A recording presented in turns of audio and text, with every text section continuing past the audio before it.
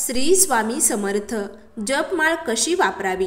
जपमाळ वर जप केल्यानंतर कपाळाला लावून प्रथम डाव्या नेत्राला व उजव्या नेत्राला स्पर्श करावा। डाव्या हाताने जपमाळेला स्पर्श करू नये।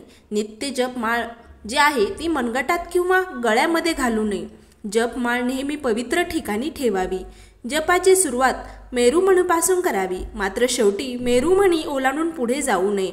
जप पुढे चालू ठेवायचा असल्यास उलट क्रमाने पुन्हा मेरुमणीकडे यावे। रुद्राक्षाची माळ जप करण्यासाठी सर्वश्रेष्ठ मानली जाते।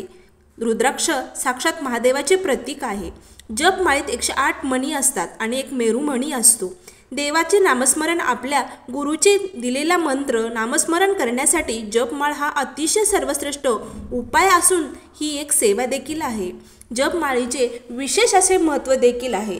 जप करण्यासाठी माळीची आवश्यकताच असते, शिवाय मंत्र जपाचे फळ प्राप्त होत नाही। श्री स्वामी समर्थ। जय जय स्वामी समर्थ। अवधूत चिंतन श्री गुरु।